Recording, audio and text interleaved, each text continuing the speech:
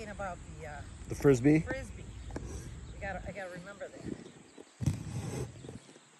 It's a good one to encourage you through. Just hit that off the toe, right? Yeah.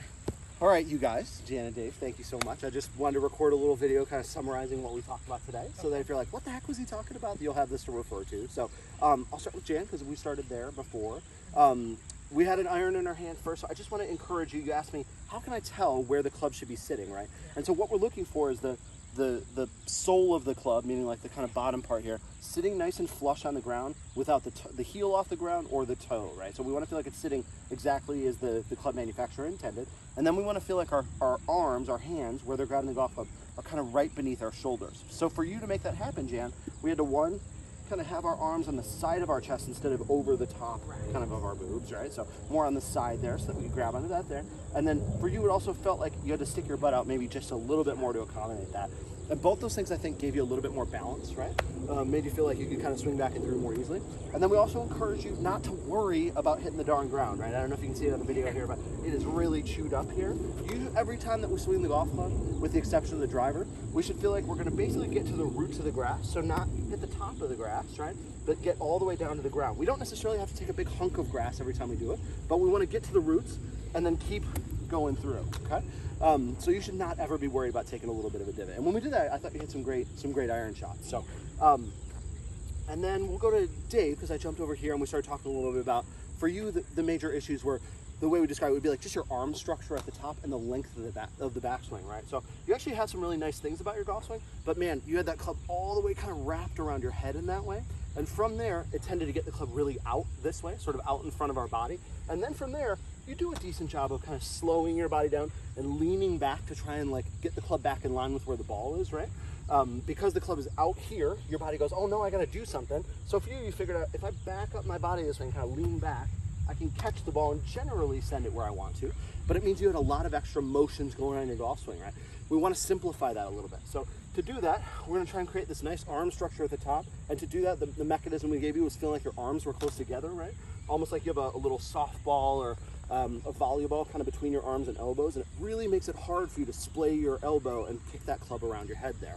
So when we did that, the first time we did it, you got the club dropped in nicely behind you, right? And we're in a position where we could really kind of turn on through and hit just like a baby little beautiful draw. That first 9-iron was awesome. So I know it wasn't perfect the rest of the way out, but you just need to work a little bit on those two feelings. So for you, I think the right feeling is feel like your arms are nice and close together. And if anything, that club is going to be behind you more at this point, right? So at this point in our golf swing, we want to feel like the club is behind where our hands are. For you, typically, it would end up more here, right? Those are the key points. Then we started hitting our drivers a little bit. Jan smashed some drivers. For you, I think just getting comfortable with the length is important, and then really letting it go, right? You had a tendency to kind of be a little cautious with it at first. I really had to encourage you to really just rip on through and swing the thing. And swing my whole body. Yeah, swing with your whole body. So the way that I teach kids, right, is that image I gave them, which is if you had to throw a frisbee with your left hand as hard as you could, you'd wind up behind it and throw on through, right? And that's a great one for hitting our driver, and also not caring too much about the outcome, right? And the tee height, yeah, is we want to make sure that about half of the golf ball is above the top of the club head. I should have a driver here. Actually, I'll do that right now. So that we have just that little bit of the golf ball hanging up above the head. And that's to encourage the other thing I talked about, which is we want that ball to be nice and forward and in line with our left ear or our left armpit here, so it's nice out in front of us, because we don't want to feel like we're hitting down on our driver, right? We're not trying to take divots or anything. We really want to feel like the club head is traveling upward through the ball to help launch it up in the air, partly because it has very little loft, 10 or 12 degrees or whatever the case may be with your clubs. And so hitting upward through it, just that little bit really helps like launch it far and away. Dave, your driver's a little bit of work in progress. One thing we definitely noticed with you, with the driver, more than your other clubs in fact, but on the way back, you would start leaning left a little bit too early. It's the way you describe it is like a reverse C, right? So you're C here, and then you come down into the ball, you lean back this way again. Want to kind of even that out, right?